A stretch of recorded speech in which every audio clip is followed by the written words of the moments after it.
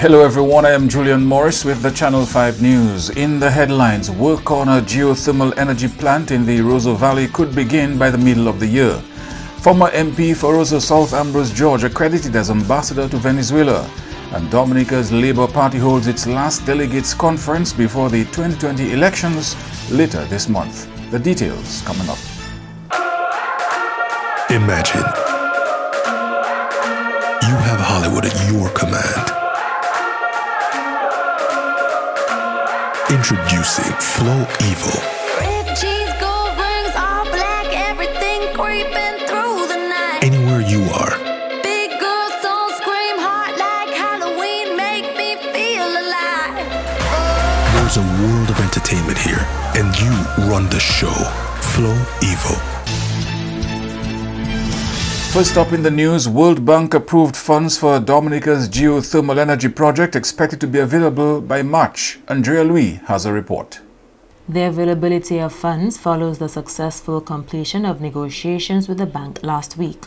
Project manager on the country's geothermal energy development project, Mark Tompkins, disclosed the information on Wednesday. Tompkins was speaking at a consultation on Dominica's geothermal risk mitigation project and says funds for the multi-million-dollar venture should be available by the first quarter of this year.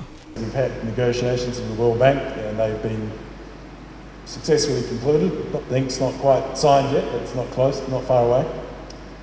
What does that mean? The next step will be a formal approval by the World Bank of the project, and that's scheduled to occur on the 20th of March. And at that point, then the monies that are scheduled for this project will become available. There is approximately $12 million in grant money. There is a further $9 million available as grant money to drill a new well if we require it, and I'll talk a little bit more about that. And then there's $17 million, which is a loan from the World Bank, so that is subject to be repaid, but over a very long time. And the interest rates provided are, for all intents and purposes, virtually zero, so you only really have to pay the capital back on it. And then there's another $2 million in aid money that have come from the New Zealand government. Tompkins says 13 properties in the Roseau Valley area will have to be acquired to develop the country's geothermal energy plant. So in order for us to build the power plant and the re-injection line, we've identified about 13 properties that are affected. The process of acquiring the land is a responsibility of the government of Dominica because of the nature of what it is. So the government of Dominica will be undertaking land valuations, negotiations with the landowners, and then ultimately acquisition and payment for the lands. The project manager says if all goes according to plan, work on the plant will start by the middle of this year. Once we've got our bids out for construction and we've got them back and evaluated and we've decided who we're going to award it to, then we plan on commencing construction of the plant mid this year. And that construction period will last 18 months. That's what it's defined as being in the documents. So some major elements to that. The first 2 months of that 18 months is going to be largely earthwork, so clearing the site, establishing the site. That will be followed by probably 7 to 9 months of major civil works and construction. After that time, it will settle down and the plant gets into more of a steady state construction phase, and the amount of heavy machinery will back off as we move into more mechanical and electrical works. And then the last 3 months of the 18 months will be our testing and commissioning phase. Dominica's quest to develop its geothermal energy potential began in 2011. Former Labour Member of Parliament for the Roseau South constituency, Ambrose George, has been appointed ambassador to the Bolivarian Republic of Venezuela. Ambassador Vince Henderson confirmed this at a DLP news conference on Wednesday. Yes, indeed. Yes, he presented his credential. His Excellency Ambrose George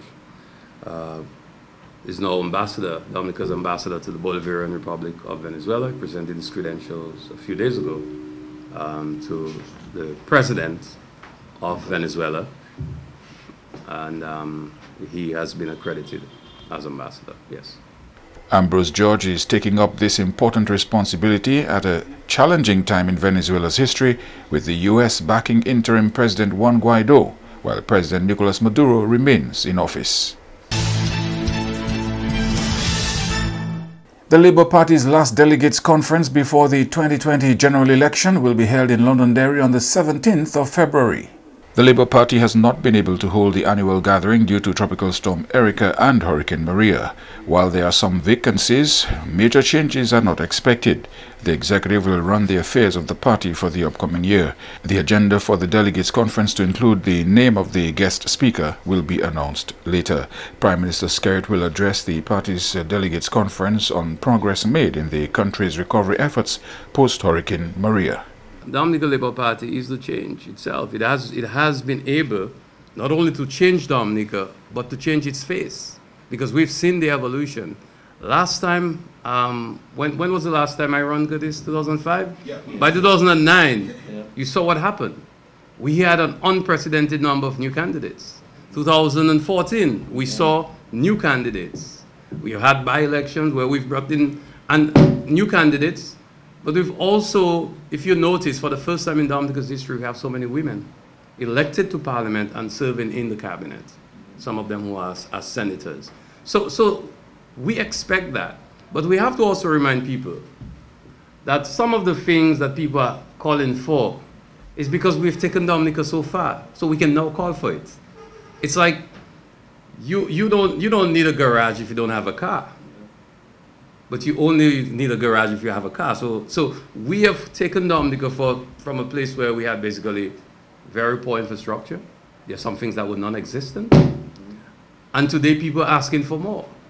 And the good news is we are prepared to give them more and to take them even further, take Dominica further.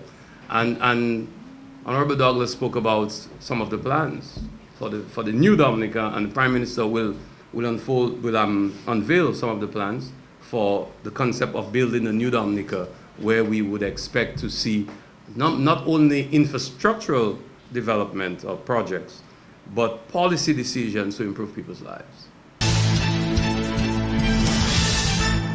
Meantime, the Dominica Labour Party is celebrating over 6 decades in existence as a political party in the country.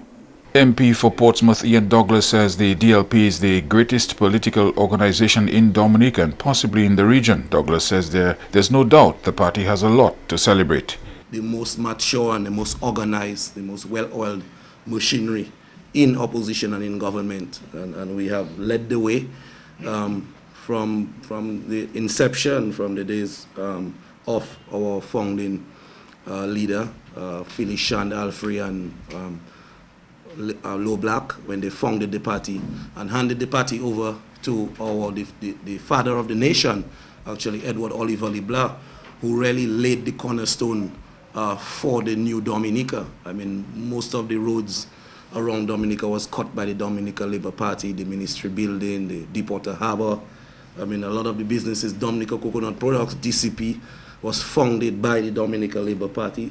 J. Stephan and Company Limited, who continues to blaze the commercial trail in Dominica, still existing today, was formed by the Dominica Labour Party. And I could go on and on. Some of the well-known hotels, like the Cicero Hotel and the Lyre River Hotel, and those things were formed, in fact, by the Dominica Labour Party. And so we have continued in that great tradition. And that is what we will be celebrating in Wesley when we meet on the 17th of February, to celebrate what the Labour Party, being in office for the last 18 years, have been able to achieve and have been able to do for the Dominican people, in keeping with our motto of all shall eat. Douglas pointed to the establishment of diplomatic ties with the People's Republic of China by Prime Minister Skerrit as one of the party's greatest accomplishments. When you look at what a young doctor, the Honorable Roselle Skerrit, when he came in 2004, was able to do, immediately establishing diplomatic relations with the People's Republic of China, we were able to establish the Windsor Park, and you know what it was. Before we built the stadium, it was called the Jurassic Park, because the other parties could not achieve it. And today, I mean, just tomorrow, I mean, courtesy of a sportsman, when will Windwards and Leewards be playing? Thursday in our stadium, built by the Dominica Labour Party, the West Coast Road, which makes it possible right now for major five-star developments to be established again by this government in the north of the country, connecting Portsmouth, Roseau, and all of the communities in between with the West Coast Road and what we've been able to do. I mean, the hospital is moving along quite nicely because of this government. The Dominica State College, I mean, myself and Honorable Henderson, the Honorable Henderson, I recruited him to come into politics when we met at college. We were young scouts in our respective scouts troops back then, but we met at what was called the C4 called Clifton Dupini Community College, when only about hardly less than 100 of us could have gone to the Clifton Dupini Community College. If we were lucky, maybe 75 or 80 of us could fit into the building at the back of the grammar school as it then was. And when Dr. Honorable Roosevelt Skerrit became the Minister of Education, we established Dominica State College. And now we have, what, close to 2,000 students at the Dominica State College. You are watching Channel 5 News. More after this. Imagine you have Hollywood at your command. Introducing Flow Evo. Red cheese, gold rings, all black, everything creeping through the night. Anywhere you are, Big girls don't scream hard like Halloween, make me feel alive. there's a world of entertainment here, and you run the show. Flow Evo. Ambassador Vince Henderson predicts the Dominica Labour Party will go through some changes for the 2020 general elections. Ambassador Henderson says the DLP will continue to transform itself in order to continue nation building. But we also expect that elections 2019-2020, that there will be quite a bit of changes. The Dominica Labour Party sees itself as changing to build a new Dominica. And we have demonstrated over the years that we are in fact the party of change. We have demonstrated, we have moved from, and as Honorable Douglas reminded us, from taking Dominica into a terrible fiscal position at a time when we could hardly pay civil servants. Remember, public officers couldn't get paid until maybe the 10th of the month, the following month. Things were really bad. Salaries were reduced and all of those things.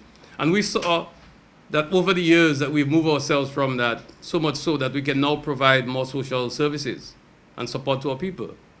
We have seen the transformation that has taken place in infrastructure, healthcare, education, and I'm very happy that Honorable Douglas reminded us of some of these achievements. One of those I could at least feel that I was closely associated with was the USE. Remember, Universal Secondary Education. That's right. People were scared. People said, you're not going to learn. You're going to graduate people who can't read and write. And we've seen, even after the passage of a major event like Hurricane Maria, that our students did better than most other students in the Caribbean. Dr. Henderson says the DLP has put people first and makes the right policy decisions to build a new Dominica. So the Labour Party is the change. It is the change that people will be anticipating at the next polls. And that change will be returning new candidates and old ones too. I think we might have some new and old ones. I am not trying to say that they are in present company, but new not because of age, and old not because of age, but in participation. But we expect to see a slate of candidates in the 2019-2020 election that will reflect that same caring hand of labor, because we'll be selecting people who have a track record of service in their communities, who have a track record of personal achievements, people who have always been there to help to build Dominica. And these candidates will be selected to help to represent their people in the Parliament of Dominica and to sit in the cabinet to help to build Dominica. He says the issue now is identifying the right individuals who are willing to contest the elections. But this time around, we see a very interesting thing happening that I don't think any party can boast of having so many people interested in becoming candidates. Yeah. that it is becoming rather exciting in some constituencies. And that is, again, a clear manifestation of leadership. Leadership matters. People now want to be associated and affiliated with the Dominica Labour Party. When Ian tried to recruit me to run, people were running away from Dominica Labour Party. Now we see people are running towards because people feel confident that this is indeed an institution that they want to become part of that the Labour family. So we are looking forward to meeting in Londonderry and to again select an executive to continue to direct the Dominica Labour Party. There will be some offices that will expect some changes, but we will also expect that a lot of people who have served Labour well will continue to serve in some of those positions, but it is of course left to the delegates themselves to determine in the constituencies to make their nominations and to ensure that through a very democratic and very transparent process, we can select the best executive for the Dominica Labour Party. And speaking of changes, a few changes coming to the Miss Dominica Pageant 2019. Here again is Andrea Louis with a report. The National Queen Show is scheduled for 1st March at Carnival City and will feature 5 contestants vying for the title. Acting Festival and Events Manager of the Dominica Festivals Committee, Marva Williams, says one of the changes coming to the show is the individuals who will host the pageant on that night. The Miss Dominica pageant is on March 1st. We will issue ticket prices, and so hopefully by next week. But the Miss Dominica pageant as well, we are trying to make a little, or we intend on making a little more different from other years. And this will enable the Dominica Festivals Committee to meet its mandate of supporting, and allowing our local artists to participate in our initiatives. So our Miss Dominica pageant will feature new hosts, and these hosts will be Colton T and Stasha, but it's not going to be the normal, I present to you contestant number 1 in, no.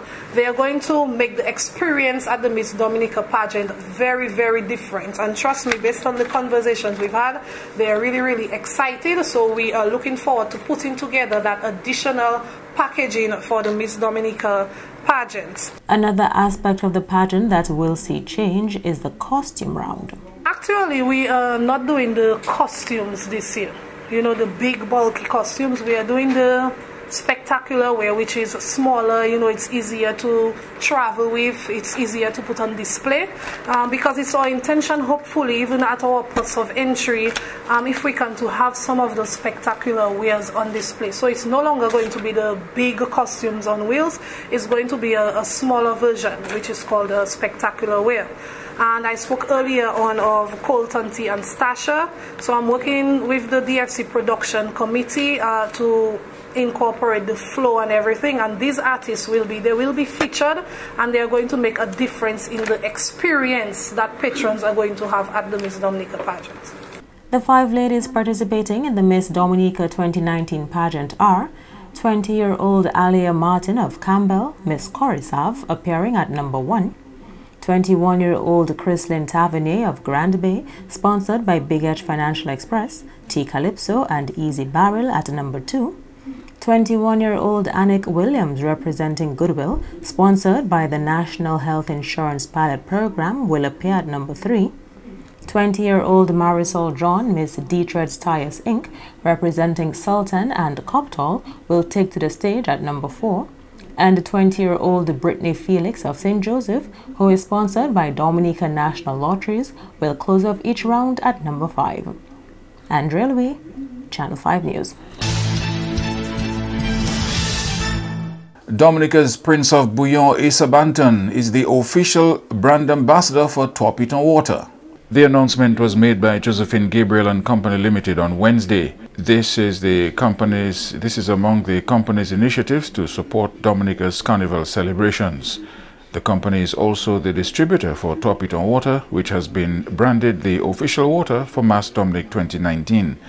Sales and Marketing Assistant of Josephine Gabriel and Company Limited, reaffirmed the company's commitment to supporting local culture. Effective February 1st, 2019, Josephine Gabriel and Company Limited has signed Buyo artist Asa Banton as its brand ambassador for Twapito Water. For this year's carnival, Josephine Gabriel and Company Limited, under its flagship brands of Heineken and Coca-Cola, is the only beverage sponsor for the Dominica Calypso Association and the Stardom Tent. We are also a sponsor of the Clubber Band, Signal Band, Hysteria Band, and Amnesia Band.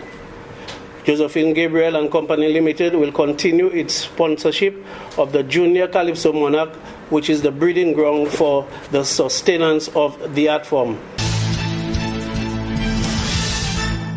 And U.S. President Donald Trump has again hinted that he is not ruling out military intervention in Venezuela.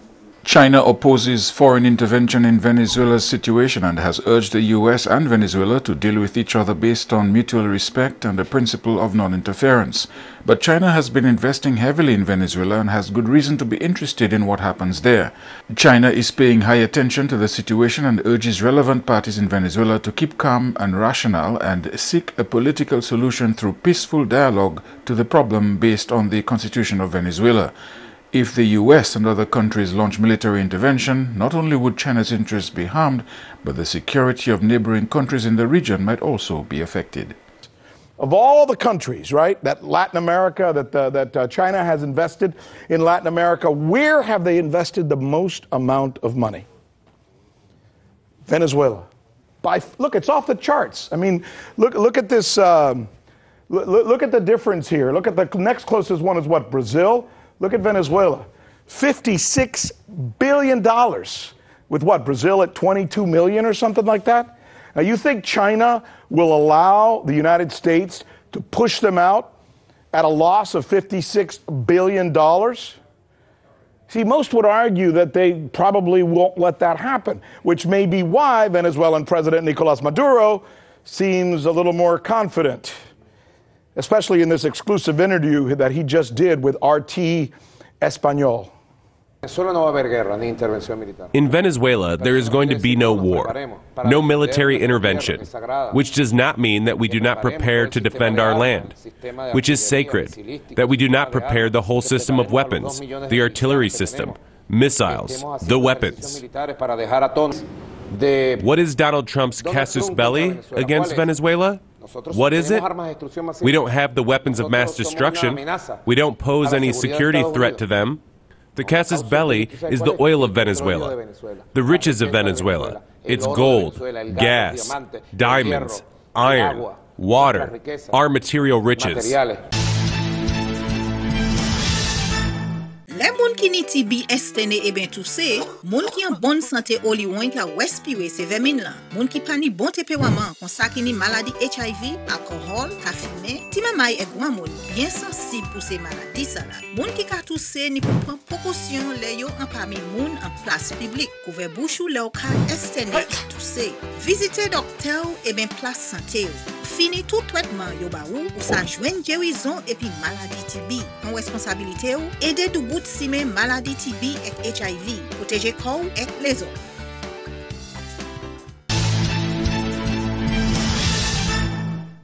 To end the news, a look again at the headlines. Work on a geothermal energy plant in the Rosa Valley could begin by mid-year. Former MP for Rosa South, Ambrose George, accredited as ambassador to Venezuela. And Dominica Labour Party holds its last delegates conference before the 2020 elections later this month. Feel free to contact us at news@marpin2k4.com. You may access our past newscasts on our YouTube channel. On behalf of the production team, I am Julian Morris. Thank you for watching. Join us tomorrow.